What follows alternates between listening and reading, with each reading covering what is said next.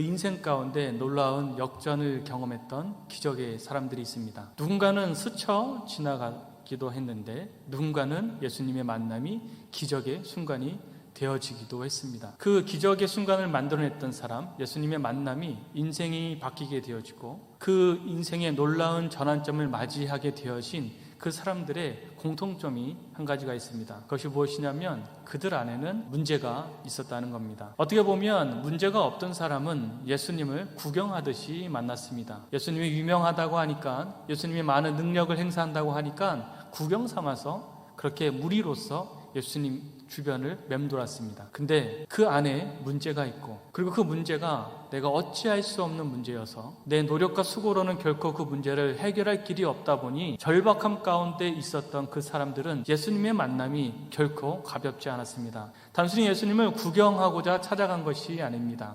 예수님만이 자신의 인생의 해답이었고 예수님만이 자신의 문제에 답을 내려줄 수 있는 분이라고 여겼기에 간절함 가운데 그들은 예수님을 만났습니다. 그렇게 문제가 있던 사람들이요, 결과적으로 예수님 안에서 기적을 경험하게 되었습니다. 문제 없는 인생이 없잖아요. 다양한 문제들로 인해서 우리는 허덕이고 있습니다. 때로는 가족 구원을 그렇게 원하는데 이 좋은 예수님을 왜 나만 믿어야 하는가? 내 사랑하는 가족들이 예수님을 믿으면 너무나 좋겠는데 이 끊임없는 기도에도 불구하고 가족 구원이 되어지지 않는 속상함이 있는 분들도 있을 겁니다. 또한 물질 문제 때문에 고통스러워하는 분들도 있을 겁니다. 끊임없는 가난으로 인해서, 궁핍함으로 인해서, 그러한 결핍으로 인해서 남다른 그러한 아픔을 겪고 상처를 얻은 그 가운데 살아가는 분들도 있을 겁니다. 또한 여러 가지 인간관계 문제 속에서 힘들어하는 분들도 있을 겁니다. 또한 자녀들의 문제, 미래에 대한 문제, 직장의 문제, 여러 가지 크고 작은 문제들이 우리들을 감싸고 있습니다. 그 문제에 집중하다 보면 우리의 인생 가운데 여러 가지 고뇌가 찾아오고 여러 가지 고통이 찾아오고 과연 내 인생 속에 참으로 좋은 날이 올 수 있을까라는 의문이 찾아오기도 합니다. 그러나 제가 서두에 얘기했듯이 그 문제가 있었던 사람들이 예수님을 만나게 되어졌을 때 기적을 경험하고 그들의 인생 가운데 놀라운 일이 일어났던 것처럼 정말 그 문제를 가지고 우리가 하나님 앞에 더욱더 전심으로 나아간다면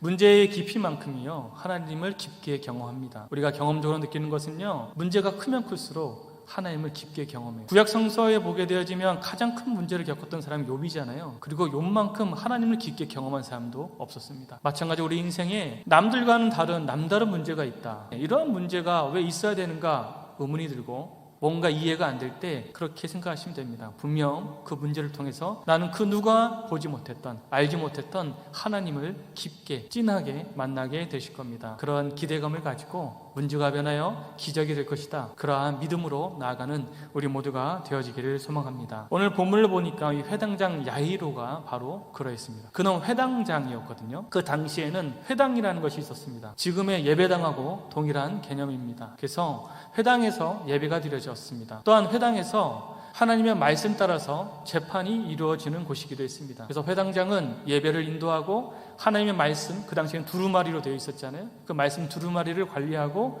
하나님의 말씀을 가리키고 하나님의 말씀을 통해서 재판하고 그리고 또한 어려운 이웃들을 구제하는 그런 다양한 일들을 감당했던 곳이 회당이었고 그 회당의 장이 바로 회당장이었습니다. 야이로는 이 회당장이었습니다. 그는 명망 있는 사람이었습니다. 존경을 받았으며 많은 영향력을 행사했던 그러한 존귀한 자, 존중을 받는 그런 자가 바로 야이로였습니다. 많은 사람들이 부러워하는 자였고 많은 사람들의 부러움 가운데 살아가는 자가 어쩌면 회당장 야이로의 삶이었습니다. 근데 그 회당장 야이로에게 치명적인 문제가 하나 발생하게 됩니다. 딸아이가 죽게 된 것입니다. 갑작스럽게 질병이 찾아오게 된 겁니다. 처음에 질병이 찾아왔을 때 이 질병을 나름 고쳐보라고 몸부림쳤을 겁니다. 분명 자신의 위치가 있고 권세가 있고 능력이 있으니까 자신이 할 수 있는 여러 가지 것들을 동원해서 이 질병을 고치고자 몸부림쳤을 겁니다. 인맥도 있고 나름의 물질도 있었을 것이고 나름의 권세도 있었으니 그가 동원할 수 있는 것들을 동원했을 겁니다. 그러한 것들이 평상시에는 굉장히 괜찮아 보였거든요. 그러한 것들이 부러울 만한 것들이었거든요. 근데 문제는 무엇이었냐면 그러한 것들로 도무지 딸의 문제가 해결이 안 된다는 것이었습니다. 평상시에는 그럴싸해 보였습니다. 물질이 많은 것들, 권세가 있는 것들, 명예가 있는 것들, 존중을 받는 것들, 그 모든 것들이 대단해 보였습니다. 근데 이 딸의 죽어가는 이 질병 가운데 그 모든 것들은 무의미했습니다. 무가치했습니다. 그 모든 것으로도, 내가 가진 그 모든 그 어떠한 것으로도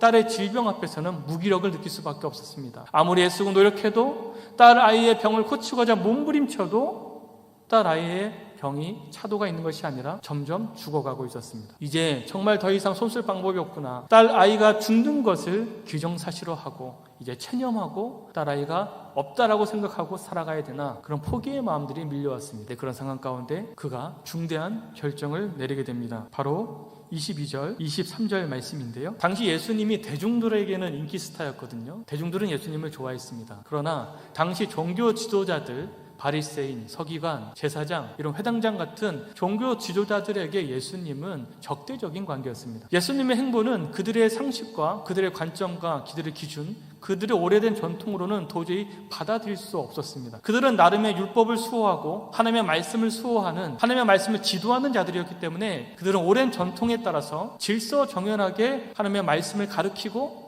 하나님의 말씀이 유지될 수 있도록 그렇게 나아갔는데, 예수님의 말씀이 자신들의 전통과 위배되는 경우가 많이 있었습니다. 자신들은 불결하다고 부정하다고 말하는 자들과 예수님은 친구가 되어주시기도 하고, 안식일에는 그 어떠한 일도 할 수 없음에도 불구하고 안식일에 병을 고치기도 하고 병자들을 고치기도 하고, 그러한 일들을 보면서 예수님과 우호적으로 지낼 수가 없었습니다. 적대적일 수밖에 없었고, 심지어 예수님을 죽여야겠다, 이렇게 혼란을 가정하고 선동을 이끄는 이 자를 하겠다라는 마음을 갖게 된 게 종교 지도자들이었습니다. 당연히 회당장인 야이로에게도 예수님의 평판은 그리 좋지 않았습니다. 세상을 혼란스럽게 하고 무리들을 선동하는, 율법을 폐기하려고 하는, 지금까지 우리가 오랜 전통을 통해 쌓아왔던 그 모든 질서를 무너뜨리는 그러한 자로 인식되었습니다. 그가 예수님 앞에 나아간다는 것은 결코 상상할 수 없는 일이었습니다. 그런데 그가 예수님 앞에, 오늘 보니까 22절에 보니까 예수님 앞에 무릎을 꿇고 있습니다. 항상 존중을 받고 존경을 받았던 그가 무릎을 꿇고 엎드렸다는 것은 그가 할 수 있는 최대의 존중을 예수님 앞에 하고 있는 겁니다. 많은 사람들한테 존중을 받는 게 익숙했던 그가 예수님 앞에 엎드려 존중을 하고 있습니다. 그리고 간곡히 도와달라고 외치고 있습니다. 예수님의 능력을 믿는다고 외치는 자로 한순간에 바뀌게 되었습니다. 이 행동을 통해서 그는 엄청난 손가락질을 당할 수도 있습니다. 당시의 지인들, 동료들에게 질탄을 받을 수 있습니다. 그 질탄이 질탄으로 끝나는 것이 아니라 엄청난 해코지를 당할 수도 있습니다. 어떻게 예수님 앞에 엎드릴 수 있느냐? 예수님이 어떠한 자인지 너가 분명히 알면서 어떻게 그 발 앞에 엎드릴 수 있느냐? 예수님을 믿는다라고, 그의 능력을 믿는다라고 할 수 있는가? 라는 질타를 받을 수가 있습니다. 그가 질타를 받을 수 있고 손가락질을 당할 수 있으며 자신이 쌓아왔던 그 모든 평판이 사라지고 그 모든 것들이 없어질 수도 있는 그런 상황 가운데 그가 그럼에도 불구하고 그것을 감수하면서까지 예수님 앞에 엎드렸던 이유는 그만큼 그에게 있어서 딸 아이의 문제는 전부였습니다. 자신이 쌓아왔던 그 모든 것들을 잃는다 해도,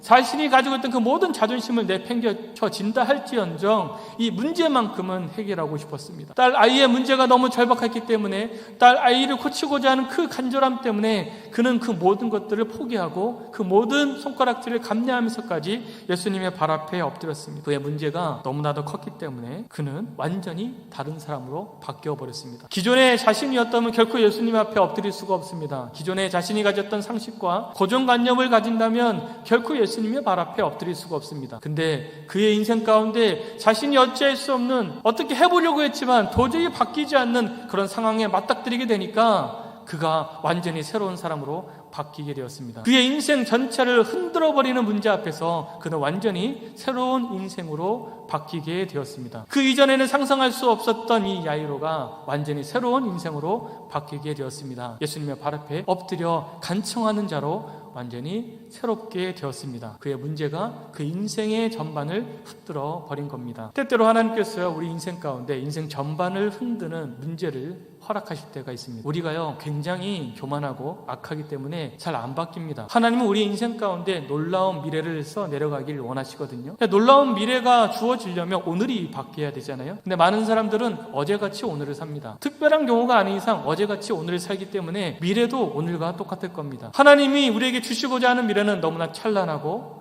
멋지고 아름다운 것들인데, 그 미래를 얻기 위해서는 현재가 바뀌어야 되는데 많은 사람들은 특별한 경우가 아닌 이상 현재를 바꿀 생각이 없습니다. 그냥 어제처럼 오늘을 살고, 그러다 보니 내일도 오늘과 똑같고 미래도 오늘과 똑같고 그저 그런 인생, 그냥 똑같은 인생, 그러한 인생으로 살아가는 경우가 대다수입니다. 그러한 인생을 하나님은 가만히 내어두지 않습니다. 우리 인생 가운데 놀라운 역사를 써내려가기 위해서 하나님은 때때로 우리 인생 가운데 우리 인생의 전반을 흔들어 버리실 때가 있습니다. 문제를 통해서 내가 어찌할 수 없는, 정말로 감당할 수 없을 만큼 느껴지는 그 처참한 상황과 환경을 허락하셔서 그 상황 가운데 내가 흔들리다 보면 어느새 나는 새로운 사람으로 바뀌게 되어 있습니다. 그래서 우리가 기억해야 합니다. 내 인생 가운데 내 인생 전반을 흔드는 문제가 발생했을 때 이것은 결코 나를 무너뜨리고 나를 끝나게 만드는, 절망에 빠뜨리는 그런 문제가 아니라 나를 완전히 새롭게 탈바꿈하는 기적을 가져다주는 문제가 될 것이다. 오늘 야이로가 이 문제 때문에, 그 문제가 없었다면 결코 야이로는 예수님 앞에 나아갈 수가 없습니다. 나아가려는 그런 마음조차 가지려고 하지 않았을 겁니다. 딸아이의 문제 때문에, 그리고 그 문제가 가볍지 않기 때문에, 자신의 그 어떤 방법으로도 해결되지 않는 문제였기 때문에 그는 예수님의 앞에 엎드릴 수밖에 없는 새로운 인생으로 바뀌게 된 것입니다. 우리 인생 가운데 어떤 흔들리는 문제가 있습니까? 그 흔들림이 우리 인생에 놀라운 새로운 역사를 써내려가게 만들어 줄 겁니다. 하나님께서 흔드실 때 새로워집니다. 하나님이 야이로를 흔들어 버리니까요, 야이로가 회당장이었던 야이로, 예수님을 적대했던 야이로가 어떻게 보면 같이 공모했을지도 모릅니다. 예수님을 어떻게 하면 처치할 수 있을까, 그런 생각을 가졌던 야이로가 한순간에 예수님을 믿고 예수님의 발 앞에 엎드리는 그런 야이로로 바뀌게 되었습니다. 군중들이 많이 모여 있었거든요. 지난날에 자신을 생각한다면 많은 무리들이 있기에 그 많은 무리들 앞에서 자신의 위치가 있고 체면이 있고 평판이 있고 명예가 있고 지금까지 쌓아온 것들이 있는데 예수님의 발 앞에 엎드린다?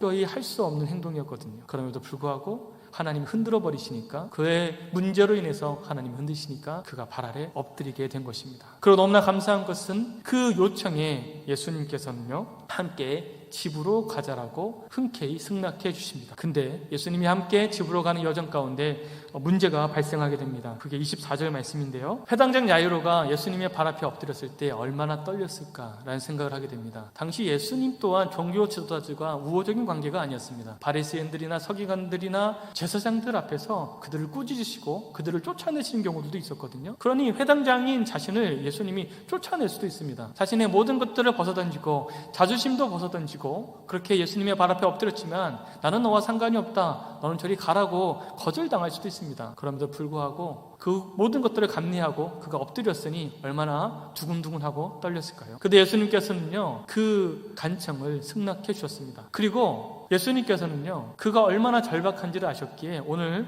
본문에는 없지만 원어로 보면 즉시라는 말이 있거든요. 즉각적으로 옮겨주셨습니다. 많은 무리들이 있었는데 야이로의 집으로 즉각적으로 방향 전환을 해주신 겁니다. 예수님이 가시고자 하는 방향이 있었고 예수님이 하시고자 하는 일이 있었음에도 불구하고 그 방향을 전환해서 그 일을 그만두고 그 모든 것들을 제쳐놓고 야이로의 그 문제에 공감해 주시고, 야이로가 얼마나 절박하고 간절한지를 공감해 주시고 즉시 즉각적으로 그의 집으로 옮겨주셨던 겁니다. 이것이 은혜였습니다. 그렇게 예수님께서 즉각적으로 그에게 옮겨주셨는데, 문제는 너무나 많은 사람들이 에워싸 있는 것이 문제였습니다. 너무나 절박하고 간절한 사람이 야이로뿐만이 아니었습니다. 그 주변에, 예수님 주변에 너무나 절박하고 간절한 사람들이 많다 보니 도저히 속도를 낼 수가 없었습니다. 그렇다고 내 문제가 제일 중요하니 당신들은 저리 가라고 얘기할 수도 없었습니다. 그들도 은혜가 필요했고 그들도 치유가 필요했고 그들도 남다른 사정들이 있었으니 야이로는 속이 타져갔습니다. 빨리 예수님이 당도해야 되는데, 빨리 예수님이 내 집에 오셔야 되는데 너무나 많은 사람들이 에워싸다 보니 자꾸만 속도가 늘기보다는 지체되었습니다. 혈루증 여인이 병을 고치는 일로 인해서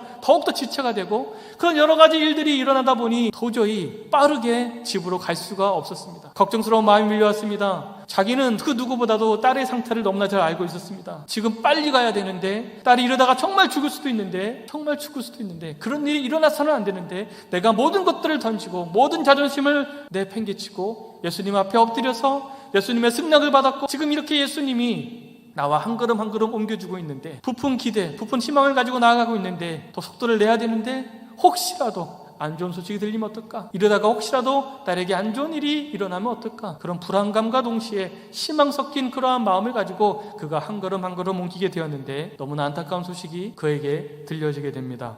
그게 35절 말씀이죠. 우리 한 걸음 한 걸음 옮길 때 그의 마음에는 부품 희망이 있었거든요. 동시에 불안함도 있었습니다. 혹시라도 딸아이가 잘못될까라는 불안함이 있었는데 그 불안이 현실이 되었습니다. 비통한 소식이 전해진 겁니다. 딸아이가 죽게 되었다는 그 소식을 전해 듣게 된 것입니다. 계속해서 지체됨으로 인해서 이제 도저히 딸을 살릴 수 없는 기회가 박탈된 것입니다. 예수님이 많은 병자를 고치신 것을 자신도 알았기에, 그리고 현장에서 병자가 고침을 받는 것도 본인이 두 눈으로 목도했기 때문에 더욱더 기대가 되었습니다. 혈중 여인, 그 모든 그 의사들, 그 용하다는 의사들도 고치지 않았던 2년이나 된 그 병을 고치는 것을 두 눈으로 보았거든요. 그 기적을 보았을 때 그 마음에 얼마나 부푼 희망이 넘쳤을까요? 이야, 예수님은 진짜 능력이 있구나. 내가 소문으로 들었는데 지금 당장 내 눈앞에서 이 불치병이 고침을 받는구나. 이러한 것을 바라봤을 때 그 마음에 얼마나 소망이 넘치고 희망이 넘쳤을까요? 혈류증 병원을 고쳐주신 그 예수님이 지금 내 딸 아이의 집으로 가고 있다. 이제 희망이 생긴다, 소망이 생긴다. 내가 질타를 받을지 모르겠지만, 많은 동료들로부터 비난을 받을지 모르겠지만, 그러나 내 딸 아이가 반드시 살아나게 되겠구나. 기대감이 너무나 넘치는 그 상황 가운데, 최고로 그 기대가 넘치는 그 상황 가운데 이 비통한 소식이 전해진 겁니다. 혈류증 여인이 고침을 받아서 예수님께서 고침을 받았다라고 말씀하고 있는 상황 가운데 자신에게는 비통한 소식이 전해진 겁니다. 누군가는 하나님의 은혜를 찬양하고, 누군가 하나님의 역사를 찬양하며 하나님이 하셨습니다, 감격의 눈물을 흘리고 있을 때 자신은 비통한 눈물을 흘릴 수밖에 없었습니다. 자신도 기대를 했습니다. 희망을 가졌습니다. 회당장인 내가 모든 것들을 벗어던지고 예수님의 발 앞에 엎드려 기대감을 가졌건만 자신은 비통한 눈물을 흘릴 수밖에 없었습니다. 혈루증 여인인 고침을 받았는데 왜 내 딸아이는 죽어야 되는가? 내가 모든 것들을 포기하고 나아갔건만 왜 내 딸아이는 죽어야 되는가? 이제 예수님과 함께 동행하며 나아가는 것이 무슨 의미가 있는가? 이제 모든 것들을 포기하고 예수님을 돌아가라 하고 마음을 정리해서 딸아이가 죽은 것을 기정사실로 받아들이고 마음을 추스려 장례를 치러야겠다. 그런 마음들이 밀려왔을 겁니다. 많은 사람들이 웅성웅성됩니다. 딸아이가 죽었습니다. 더 이상 예수님을 괴롭게 하지 마십시오. 예수님이 가신 데 무슨 의미가 있겠습니까?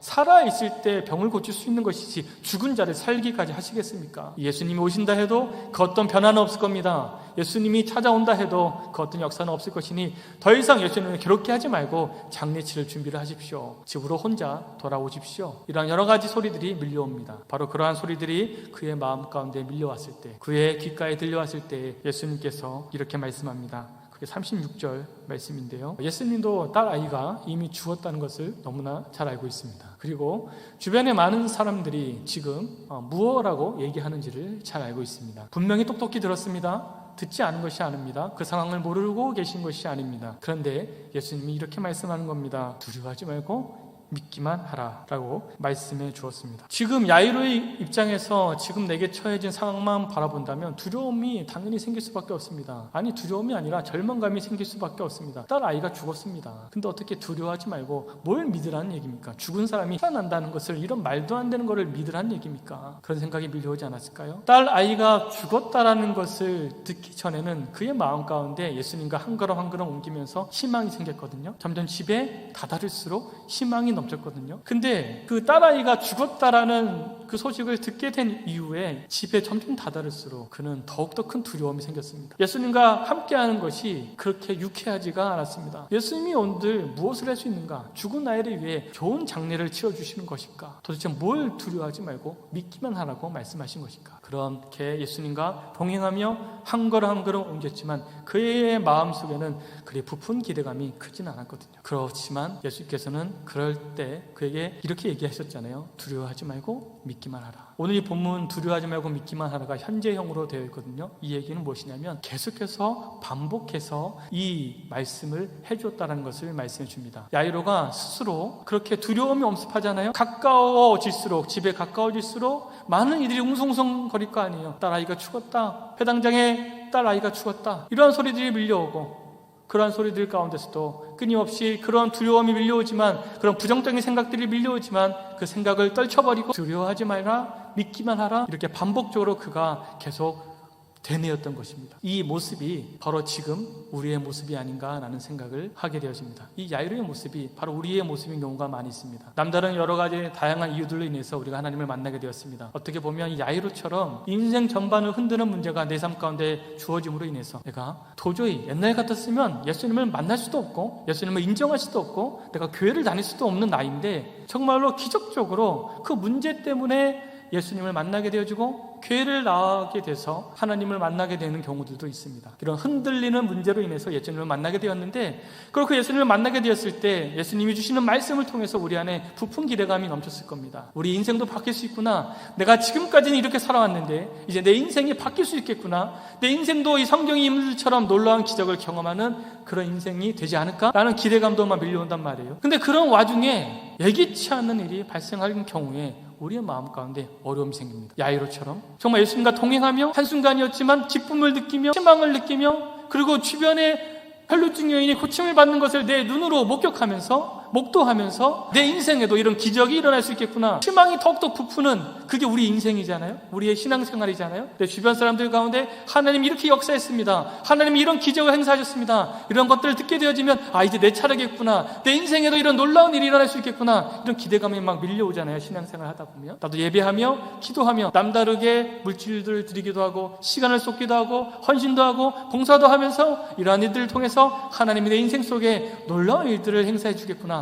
하나님과 동행하는 것이 어찌나 이렇게 기쁜지 모르겠구나, 좋은 결과가 주어지면 더욱더 힘을 받아서 더 기쁘게 하나님 앞에 헌신하고 봉사하고 수고할 수가 있는데, 문제는 나쁜 결과가, 나쁜 일들이 그 상황 가운데 주어지게 될 때면 우리 안에 괴로움이 찾아옵니다. 분명 그 이전의 예배는 너무나 기뻤는데 그 일이 생기고 나서는 예배가 기쁘지가 않는 거예요. 이게 무슨 의미가 있는 거예요? 야이로가 그러했거든요. 예수님과 동일하게 걷고 있습니다. 예수님이 달아나지 않았습니다. 예수님이 다른 데 가지 않았습니다. 여전히 예수님이 동행하고 있습니다. 예수님이 그의 집으로 가고 있습니다. 예수님이 여전히 그에게 북돋아주고 있습니다. 두려워하지 말고 믿기만 하라. 달라진 건 딱 하나입니다. 딸 아이가 죽었다는 최악의 상황이 주어진 겁니다. 달라진 건 없는데 상황이 바뀌니까 자신의 마음이 흔들리는 겁니다. 예수님이 함께하는 게 무슨 의미가 있는가? 예수님이 와서 무엇을 할 수 있겠는가?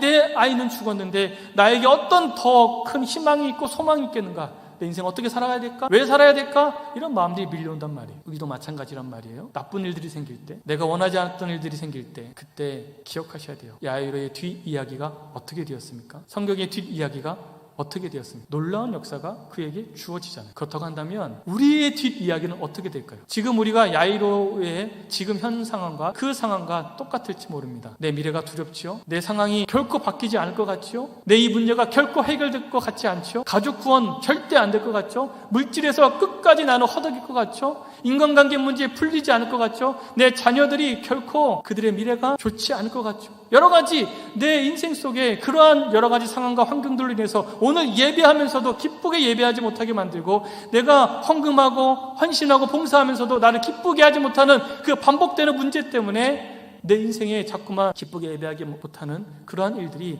계속될 것 같지만, 야이로의 뒷이야기는 놀라운 기적을 경험하게 됐듯이 우리의 뒷이야기도 놀라운 기적을 경험하게 되실 겁니다. 하나님이 끊임없이 우리에게도 동일하게 말씀합니다. 두려워하지 말고 믿기만. 끊임없이 예배를 통해서 우리의 마음 가운데 그런 마음이 생기잖아요. 하나님을 신뢰하겠다. 그래, 두려워하지 말고 믿기만 하자. 하나님을 믿자. 야이로가 정말 두려웠거든요. 예수님과 함께 동행하는 것이 어떻게 보면 그 이전과는 너무나 다른 괴로움이었고 불편함이었고 더 큰 분노를 갖다 주는 그런 상황이었거든요. 근데 그 모든 것들이 하나님의 섭리 가운데, 하나님의 계획 가운데 완벽하게 선한 결말을 맞이하게 되었습니다. 우리 인생도 반드시 놀라운 결말을 맞이하게 되실 겁니다. 그러니까 이 과정 가운데서 좀 더 하나님을 신뢰하시고 두려워하지 마시고 믿을 수 있기를 소망합니다. 그러면 하나님의 놀라운 역사가 우리의 삶 가운데 주어지게 되실 겁니다. 야이로가 모든 것들을 포기해 예수님의 발 앞에 엎드린 것도 은혜요. 그리고 딸 아이가 죽었다는 소식을 들은 것 또한 훗날에 보니까 은혜였습니다. 그래서 그는요, 혈루증 여인, 자신이 목도했던